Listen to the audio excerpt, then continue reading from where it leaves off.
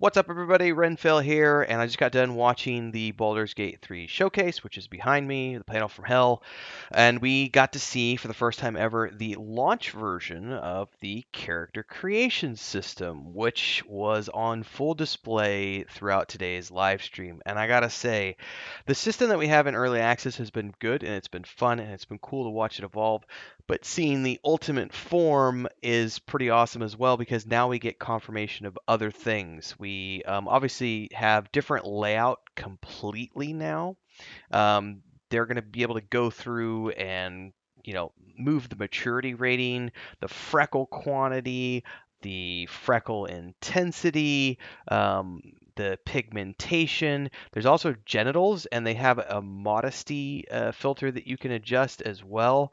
So there's all sorts of options that they're going into here, and of course, all of the races. Now I'm going to pause right here because the races thing is a big deal because we do obviously get to see finally in game the Dragonborn and some other stuff. So be able to see elf, tiefling, drow, human, githyanki, dwarf, half elf, halfling, gnome, dragonborn, and half orc all there. You get your racial features laid out in a nice way. You have on the right hand side, you see all your stats. Let's see, Asmodeus Tiefling, level 1 Barbarian. There's your stats, all your hit points, cantrips, actions, proficiencies. And on the left-hand side, you can see your origin, which is custom, the race, which is Tiefling, subrace, Asmodeus Tiefling, class Barbarian, background Acolyte. I like the layout from the launch version. I think it looks great. It looks much better than the one in early access. Let's go ahead and move on to the rest of the video here a little bit more. Oh, they showed off how, you could always change your, horn stuff in early access, but now they've added horn color and horn tip color, which honestly looks really freaking cool. And I'm totally going to be my Bard is going to look so awesome when I'm done with him. So on the multiplayer group that I'm playing in, I'm playing a Tiefling Bard, and I cannot wait. Also, the Drow, they going into the edit appearance, we now have these different scars and things that you can adjust with the Drow character. Somewhere in here, I don't remember where it is. It's probably a little bit later. They showcase the earrings as well that they added. Um, but this is going through here. They're going to the human now.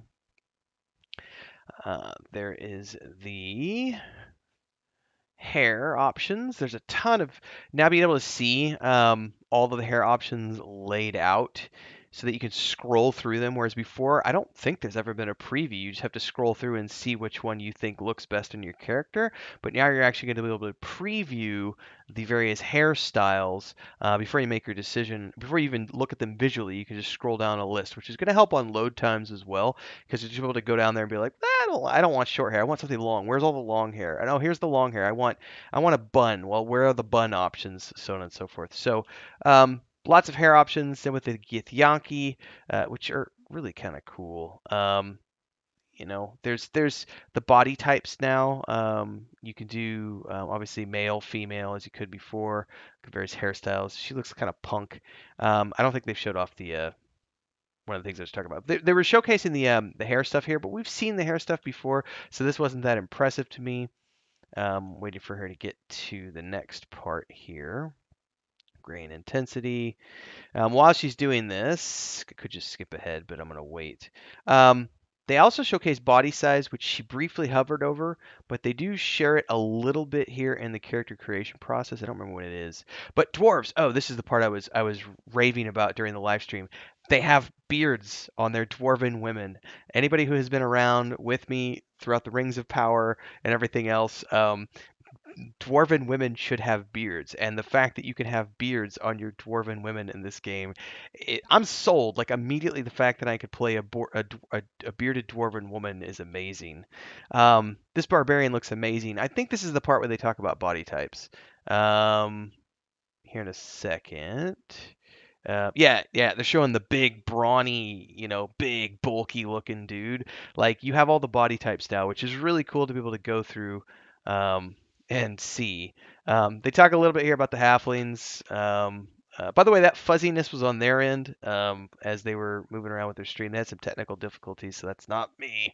Um, facial hair and stuff. The hobbits, they were joking that them and gnomes are only good for throwing around the battlefield. So I am playing a forest gnome for my first playthrough. This is the part I think where they talk about body art and piercing styles. Yeah, yeah. They show off the earrings here, which means I got sidetracked, man, doing Diablo 4 and going through all the earrings. They have like 40 different types of earrings in that game. So I really had to go through and pick. And I'm gonna be doing the same thing here with my earrings, so never fear. God, half orcs look amazing, don't they? Look at that. The teeth, all the tattoos you can have, the tattoo colors, piercing styles. Oh, the piercing styles look even cooler on an orc, man. Oh, and I just love the new maturity filter and everything that you've got, so you can and freckles and all those other things. Really cool stuff with the character creation process so far. Like I said, I love the new layout. Seeing all of the races here. One of the things they confirmed during character creation actually was I have it written down in my notes. I think they said they have 48 classes in the game, if I'm not mistaken. Yeah, 48 classes, and if you include 48 classes and subclasses. So a lot of the classes that you're going to see in the character creation process are just the classes that you can start the game with. They confirmed multi-classing in today's live stream, and what they also mentioned that some of the classes in the game you can't access until you've reached a certain level in your primary class, and then you'll be able to, get that in game. By the way, the strafing, not the strafing, the striation, the coloring on the Dragonborn that have been added to the game, being able to see these in the game for the first time is really cool. They look absolutely ridiculously cool. I'm not compelled to play a Dragonborn, but you have to admit that the way you can make them look visually is just really, really awesome. And there's all these things you can do from their ancestry to get the access to the breath weapon and the resistances and everything else. You could do a lot of cool things with the Dragonborn. Commercial time, everyone. Huge shout out to the Guild Champions, who are our highest tiered membership here on YouTube. We've got Bubbleonia, Ancient Entity, Crazy's Relative, Remy D. Thanks so much for your support here on the channel. And of course, to all of our members who help keep me full time here on YouTube. Thanks so much for your support, for being here, for checking in. Don't forget to like, subscribe, hit that bell icon, super chat any live streams or premieres you see, super thanks any video uploads you see. Don't forget YouTube Shorts in that category as well. And hopefully, we'll see you in the next live stream. Don't forget the Discord. Links are down below. Let's get back to the video. Um, not just the eyes, but like all you saw the coloring that they were doing there. They did a lot of testing today with the live stream. If you watch the actual combat showcase, they showcased the Dragonborn being used a lot in the groups, and people using the breath weapon on top of everything else, which is crazy. But all of this comes together now in I would argue it's extremely close, and some people are going to disagree with me, but I think this is as close as I've ever seen a game getting to, actual D&D tabletop kind of in a long time. It's, you know, for me, as much as I love like Pathfinder, Wrath of the Righteous, Pillars of Eternity 1 and 2, Baldur's Gate 1 and 2, and everything else, I feel like they've provided, I would say the only thing I've seen come close to this from the Pathfinder games, which have so much detail in the races and sub races. I remember one of the videos I did for Pathfinder Kingmaker was like 45 minutes long because I was covering the classes that are just in the launch version of the game, and it was like 40 plus. And it's kind of the same thing here if you go through all the permutations of the races and the sub races. So there's a ton of stuff that's going on here. So anyway, everybody, that's the end of the character creation stuff that we have seen for the launch of the game. As you can see behind me is the Panel from Hell stuff. It was a great show if you didn't get a chance to watch it. I think for my money's worth, this is easily the best early access I've ever had the pleasure of participating in, and I've been this since it started 3 years ago almost. So kudos to Larian Studios. Loving everything I see here. Can't wait to sink my teeth into the game. Love to hear your thoughts. Drop them down below. Like, subscribe, and hit that bell icon. Don't forget to support if you can. See you in Discord. Until next time, everybody, stay safe and happy gaming.